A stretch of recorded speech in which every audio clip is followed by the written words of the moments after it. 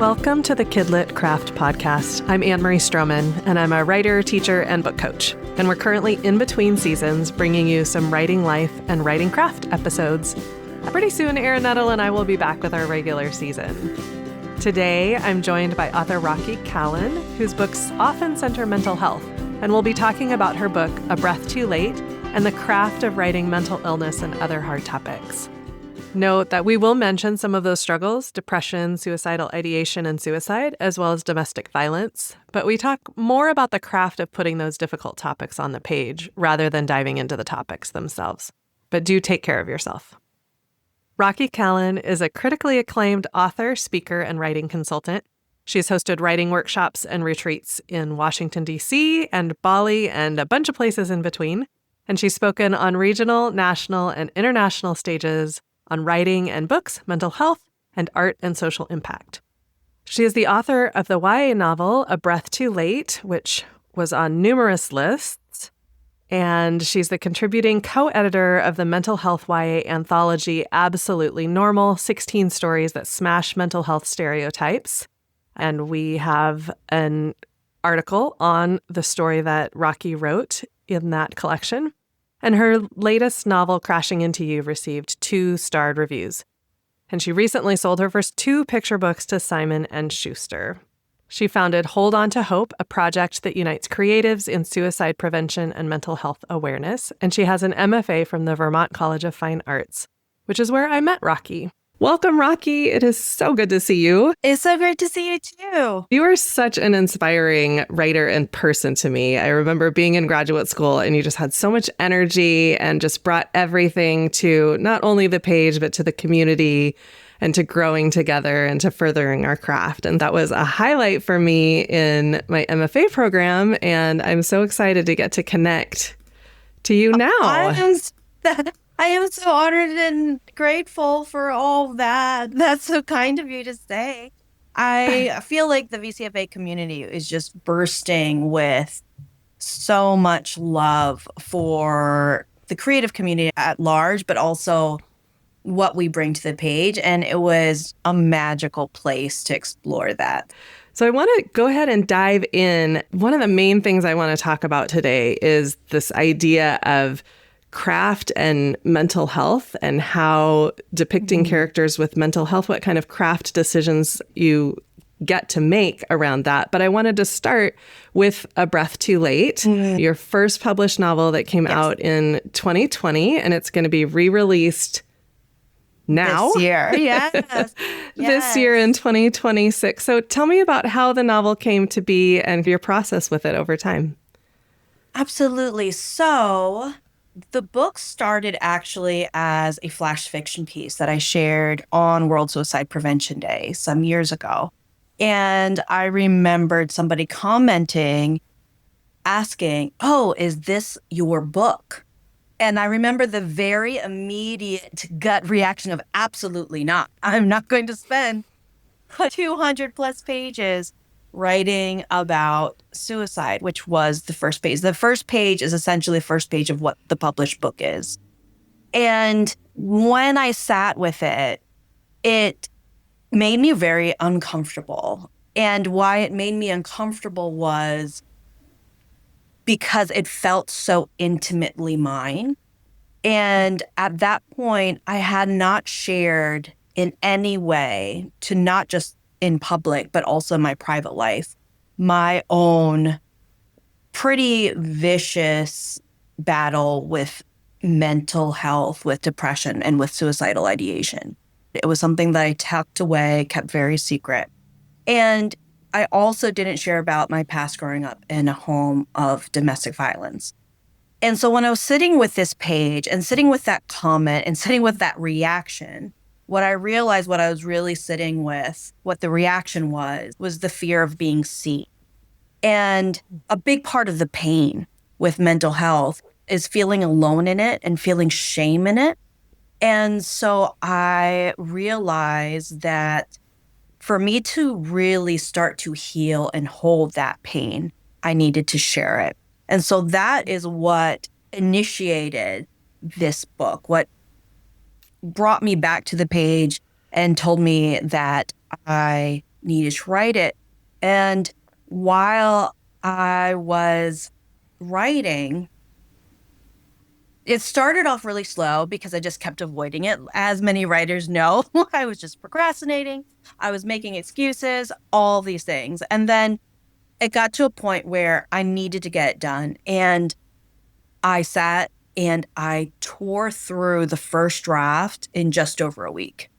And it just Wow. poured out of me and was such a cathartic experience and also a jarring one, because what happened was, as I was writing, a lot of memories that I had blocked came pouring out. And it was like I was looking at this mirror that I had never allowed myself to look into before. Then over time, I edited it. It's the book that got me my agent. It is the book that I sold while I was at VCFA. And I worked with a wonderful editor on it. I felt really well supported within Macmillan. And I had some travel that was planned, a tour that was planned. But then the pandemic hit, and the book came out just a month after the pandemic and lockdown went into effect. And while I do feel we did our best to promote the book, I do think that a lot got set aside just because of the nature of the world at that point. And so I was told last year, 2025, that the book was going out of print. And a lot of times, I know, like, fellow author friends, when you get that news, it's devastating. It's heartbreaking. But for me, I immediately said, okay, let's go. There was no hesitation. I just immediately responded, I understand. I want my rights back. And luckily, I had an amazing editor who facilitated that transition really smoothly. And so I got my rights back, and I am now going to publish it the week of World Suicide Prevention Day in September. And my goal is to pair it with a mental health art exhibition. Because for me, the book, it's a tool to initiate bigger conversations. It's not just about the story, it's about the conversations that I hope the story brings about. And I've had that in my inbox. I've had that with my readers. And so I hope I can get the book into more hands. So I have so many questions just based on that, but I wanted to start with this idea of being out of print, just to clarify for listeners if they haven't heard about this. It just means that the publisher is not going to be supporting the book or making it available for sale anywhere. Exactly. Right? Exactly. And so they destroy all the copies that they have in the warehouse. It's not available for audiobook too. Is that correct? Right. And it's like a little sad day for a book. A big sad day. Yeah, pretty much across the board. Sometimes they'll sell whatever stock they have, but a lot of times those things are destroyed. And then also across like ebook, print book, audiobook, all of those go out of print. So I did a lot of speaking engagements last year, and there were a lot of people that wanted to buy the book last year and unfortunately wasn't available. And so right now, if you go looking for it, sometimes they'll have some old copies in stock. But what people will want to look for is the new cover, which has a series of origami birds across the front of it. That will be the new edition. Oh, neat. And you mentioned that you had the rights revert to you. And that is a thing that can happen when you go out of print. Sometimes it'll be in your initial contract that will happen. Right. Sometimes you have to ask later. If you didn't put it in your initial contract, you probably do want it in your initial contract.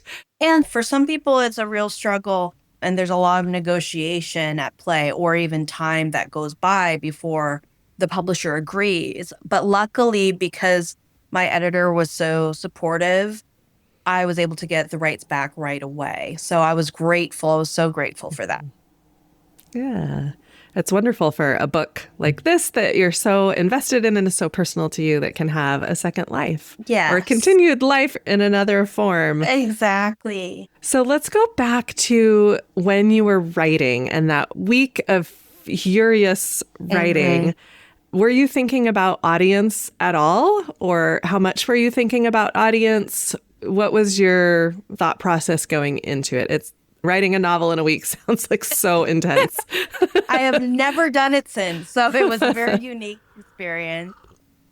One of the things that I felt with this book was that there was just this profound urgency. And part of that was because around the time I was writing, I had lost some people to suicide. And so it was almost this grieving process of the people that I had lost, but also the fears that I have wrestled with. And I just wanted the book to come out because I wanted so desperately to reach people like me who were on that brink. It just poured out of me. And afterwards, in the revision process, it was like, what part of this mess that I have in my hands was for me and what's for my reader. And I think that's a big part of the discussion when we talk about mental health stories, or even any story that has difficult or sensitive subject matter. A lot of times the first draft is the story we need to tell ourselves. And then from there, it is like, what is now meant for my reader? Because especially when we're talking about kids lit, especially when we're talking about young people, we do need to take a bit of the responsibility in how we are showing and sharing these topics. And one of the things that I talk about is I do not shy away from very difficult subject matter in my stories. And sometimes there is reluctance or resistance to that because people say, do we really want to show this to young people? And my immediate response is young people are going through this already. And we don't want them to feel alone in these things. And so what I do think is important, though, when we share these topics is that we do not want for the only potential outcome to be tragedy. We need to infuse it with a level of hope, even if it's ambiguous, even if it's something that's soft or subtle, it needs to be there. So that way, kids who identify with these characters can also identify with the fact that hope exists for them too. With Breath, the book is a tragedy. The main character dies on the first page, and that does not change. And that was a very deliberate decision. And while it is what that is the tragedy, a lot of readers say that they were shocked by the hopefulness that still existed within the pages. And that was what I wanted to show, and that's why it was important to me. It's because when you are on that brink, when you are straddling that line and you really don't feel like your tomorrow is promised, it's like you have tunnel vision and you don't see the hope or the love or the possibility that is lurking around you. And so I wanted to show the finality of the decision. I wanted to show the tremendous loss of suicide while she navigates all of the pain that she's lived through, but also all the love and hope that still existed that she just could not see. And especially when we talk to young people, with time, with age, we get the wisdom of perspective, right? We get so much experience in knowing what still exists when hard times come. But when you're young, you don't have that benefit. And so I wanted to show that. And while I could have made a lot of different decisions with the story, I needed to be reminded that if I make this was a personal thing for me, was if I was Ellie this is what I will lose. And I've had to grapple with that choice myself so often. And I know that others do too. And I wanted them to be able to take a step back and say, what exists here that I'm not seeing? And what should I hold on to? That's beautiful. So as you're making these craft decisions, the first big craft decision is she's going to die on the first page. And this is not going to be magical realism where she can come back. And so that then determines a bunch of different choices then that you need to make. Was the hope infused in that first draft? Or is that something that you had to draw out? Yes, I feel like I had to layer in the hope. I feel like the point and her being able to see that there was a lot still waiting for her, that existed in the first draft, but the real hope and the real love needed to be layered in. I think the first draft was the most brutal. It was the most graphic. It was the most violent. And over revision, that was when it was decision time about what's my responsibility, what was for me, and what's for the reader, and what's enough of the story that the reader can look at and get the point or get the moment without being flooded with the details of things. And so there is a lot of domestic violence in the story, and it still is a very jarring experience to read. I know that, but it's so much less graphic than that first draft.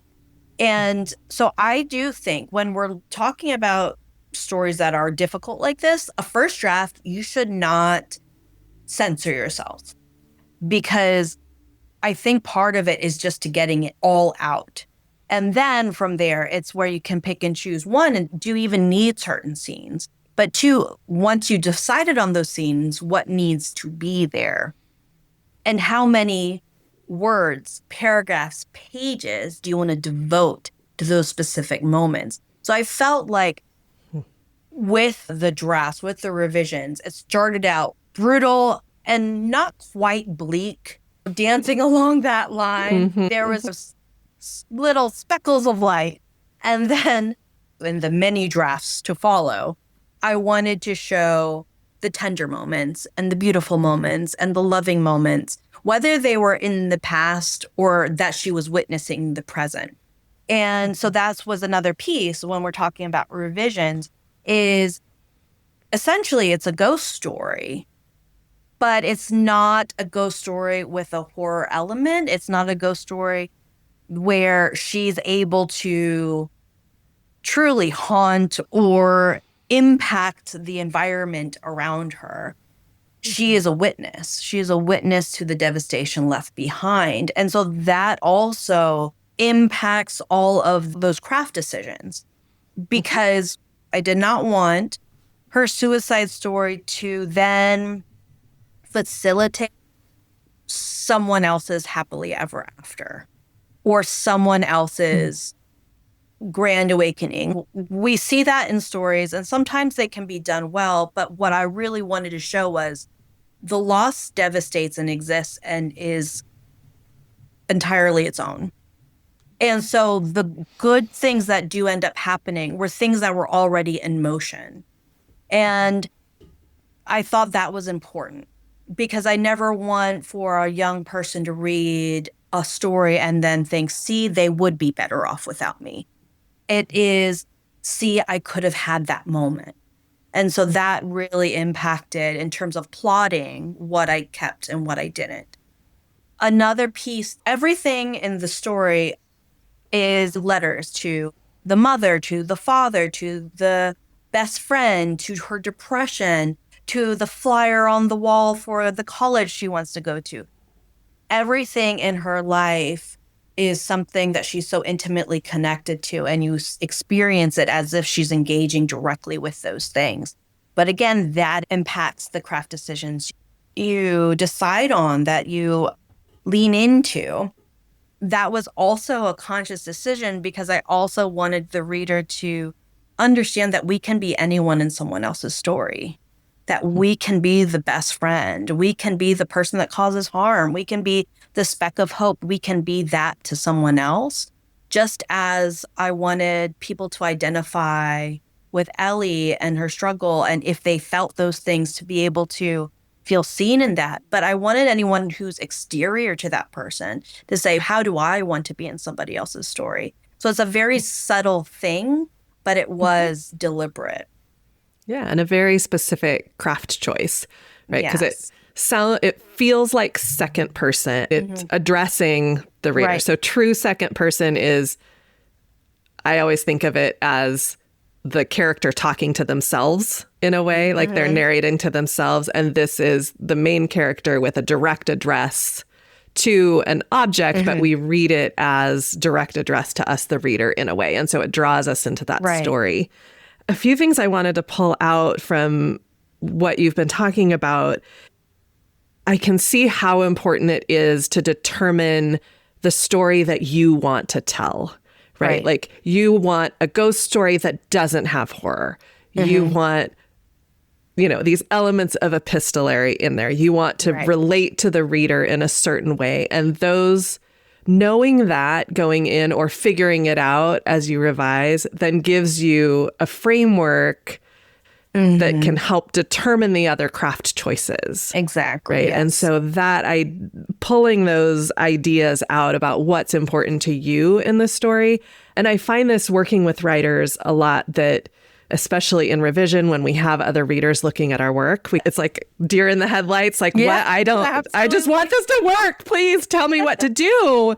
And I can't tell you what to do until I know what you want. Like, what is the story that you want to tell? What's essential to it for you? And then another thing, when you were talking about pulling back is not exactly the right term, but from the first draft that had so much violence and so much could be really overwhelming to the reader, right? And you want to shape that. But your comment about getting it all out there reminded me of hearing Daniel Nayeri talk at the very first SCBWI regional conference that I went to. And he talked about how the story is an entire planet and we are seeing the top of one mountain. Right. And so there's so much of the story that exists that's not on the page, but we feel it on the page. Right. If it's not there, if there's not that underlying story that's unseen, the story will be too fragile and it won't have the support and stability that it needs. So writing beyond the edges of the story is actually really important. And so your idea of just draft, get it all out there, that is all going to support the story that you end up shaping out of that. I love that articulation of it. And I absolutely agree. There's so much that I've written for every book, every story that I know won't end up in the finished product. And it's not even that I'm not sure. It is very much that I need the scaffolding. I need it. And it's funny because I am quite a bare bones writer. I start off with bare bones, but I feel like the bones that I get in that draft are so solid that it's then I can layer in things, but I know what's meant to be seen ultimately. I love that perspective. And I think that's something that people shouldn't shy away from. I think sometimes we're like, I need the word count instead of thinking I can write around and experiment and explore, and that has value, even if it doesn't play out in your ultimate 70K word count that you're contracted for. It still is value to those words. Yeah, I'm in a revision right now and I'm like, I want to keep making progress through the words, but I know I need to do what I call side writing. I learned from Louise Haas at VCF. And that I have all these secondary character arcs. And if I just try to follow the path as I'm revising, like it's not gonna work. I need to side write about that whole story, that character story. What if they were the protagonist in the story? What would it look like? And I can do a short version of that and then layer it into my draft instead of having a lot of parts of the draft that turn into balloons like, oh no, we have another protagonist here. Exactly. I wanted to go back to, again, of a first draft that has so much in it. And this idea of kind of this really a craft choice that, especially considering your audience, that when you have so much, can either flood them and overwhelm them, or it can become like everything's the same and it's not that important. And so as you were talking about shaping and what you were going to show to the reader, it occurred to me that oftentimes you're going to be choosing that one moment that stands out and has a greater impact and can be sometimes more shocking because it's one, we have hints of it and then we get that graphic moment and it's this, wow, that was what I didn't see. And then we can move away from that moment and it has that strength of impact and also keeps that reader from being either flooded or desensitized to it. I think that's a really excellent point. And that was pretty much my first edit letter, was about how everything was shocking and everything was jarring and everything was uncomfortable. And how it does create this sense of like, okay, well, that's now as a reader our normal. So there isn't that moment of like gut punch, because we're getting gut punched constantly. And so the revising process was really discovering what those moments were. And both for tenderness, both in terms of relationships, and both in terms of each beat of Ellie's arc and then the people around her, but also in terms of the things that essentially broke her. And alongside this story around depression and suicide, the other story that's running parallel is about domestic violence. And something that I've heard throughout life is how people don't understand when there is a relationship like that, why someone doesn't just leave. They don't understand the nuances of, one, how you can get tied into or depleted by a relationship before the violence even starts, and then how you feel like your only mode of safety sometimes continues to exist within that relationship. And so at the onset, we see a very strained relationship between mother and daughter, and the daughter in absolute judgment of the mother and her choices. And then over time, we see, one, the journey the mother's been on and the horrible decisions she's had to make. I think one of the biggest things when we're talking about craft and plot and difficult stories is we either need to have an intimate relationship with those themes or topics, or we need to not just look up textbook or other people's stories about it, but I really feel like interviewing people that have lived that life or gone through those things is essential, because we need those nuances and we need to understand the struggle from the inside and not use it as just a plot device and not just use it as a veneer on a story. I really had a desire to raise awareness and share the intimacy of those subjects. Then it is, when we're trying to do that, we do need that intimacy, that those firsthand accounts, so that way those nuances are real and honest. Yeah, and I think that brings into light the idea of the perspective, right? And yours is first person. This is really in Ellie's perspective, looking at her life from the outside. And then you can have something like Joanna Ho's The Silence That Binds Us, that is about the sibling of someone who completed suicide. And the aftermath from that perspective. Exactly. There's a different nuance to it, right? She doesn't need to get into the mind of the brother in that story. You know, she needs to show us him and at the beginning we see him or in flashbacks, at least we see him and how important he is to this character and to the family. But we're really focused on her story of being able to speak out in the face of so much vitriol from the community about this suicide. And so that perspective changes what you need to know. Absolutely. I just did a list of books that grapple with suicide. And one of the things I wanted to have on that list were the varying perspectives. And someone who is thinking about suicide, someone like Breath that has completed suicide, someone who is maybe a bystander, but that is impacted, and then someone who is intimately grieving, because all of these things shape that story. And those are all important stories because when you look around, there is someone in our lives that are experiencing one of those. And so those stories all have so much value and so much importance. And so when I made that list, I was very intentional about wanting to show that. We're kind of talking about resources now a little bit. There are books that are published, like A Breath Too Late, which we'll get to read again in September, and The Silence That Binds Us. Oh, I'm going to forget the name. Anne Jacobus's, the coldest, I think it's called The Coldest Summer I Ever Spent. I'm going to have to look that up.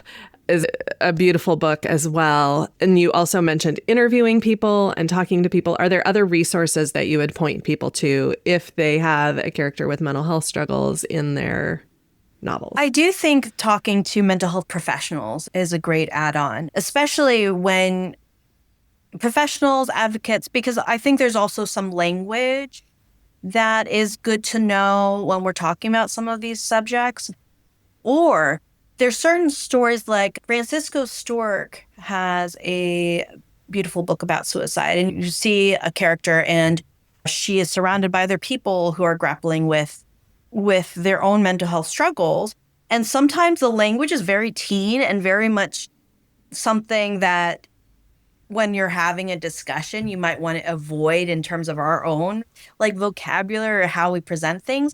But it's honest how teens talk to each other. And then you can also add nuance or add like I don't believe in avoiding what could be considered problematic if we give context to those things and redefine it or look at it differently, because we're living in a very problematic world.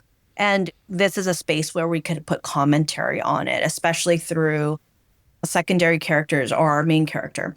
So definitely reading as many books, talking to people who are going through those things, and mental health professionals, and memoirs. Memoirs are wonderful too, because everybody's experience is so distinct. So you can read two different books about a person living with depression and have a wildly different experience. And they are diving into those intimate moments and those intricacies. So I think that's another great space to explore.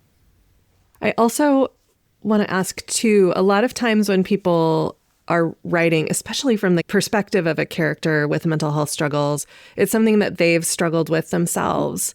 And what are things that as a writer you think about in terms of creating safety for yourself and protecting yourself in those moments as well?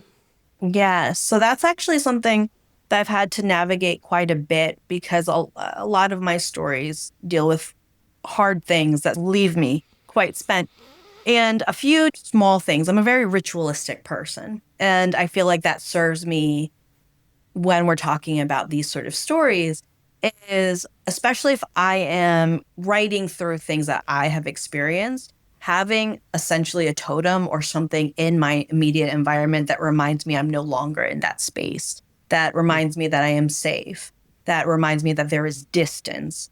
I also would block out specific times. Like, I'm going to be writing this story for X amount of time. And sometimes it'd be a short sprint. Sometimes it would be a long thing. But then at the end, I would have my own closing out ritual, because I'm a mother and my office is in the basement. And so I could be writing a horrifying, terrible, jarring scene and be crying, but then I have to get it together and go upstairs and be a mom, right?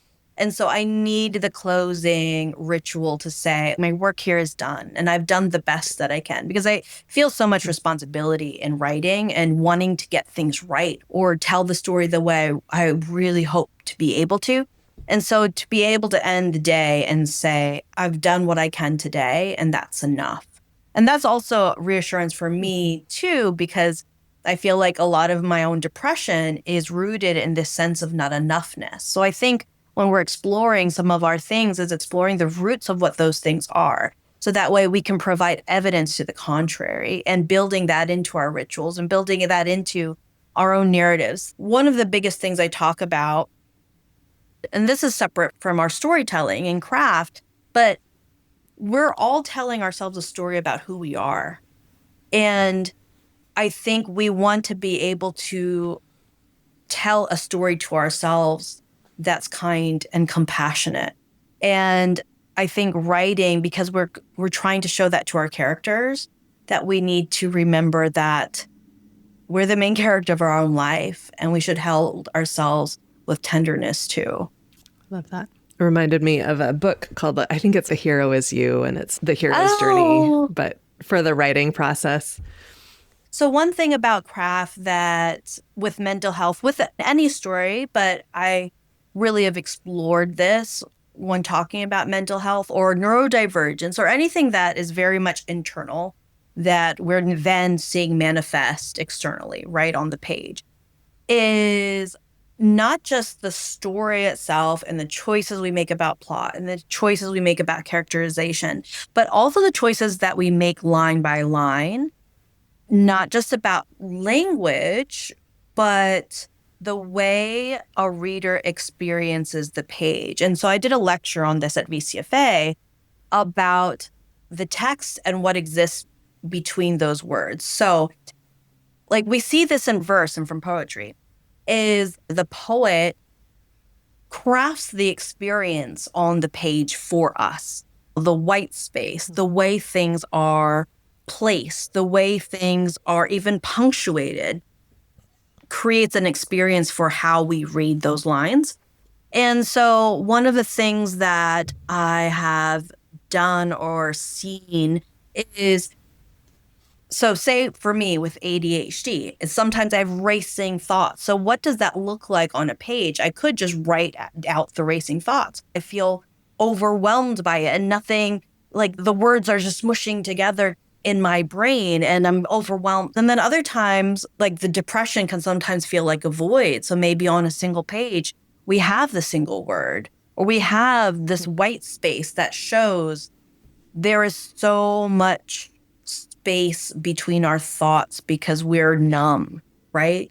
And so I think sometimes when you're looking at how we're putting things on a page, we can experiment. And sometimes this is part of side writing. Sometimes this is not part of what's going to end up in the final book. But I do think we can learn so much from poets about really creating the experience of the page for our readers. And sometimes those can be powerful moments in a story, in a book. And sometimes it's, again, just something for us to experience. But I do think it's a great exercise.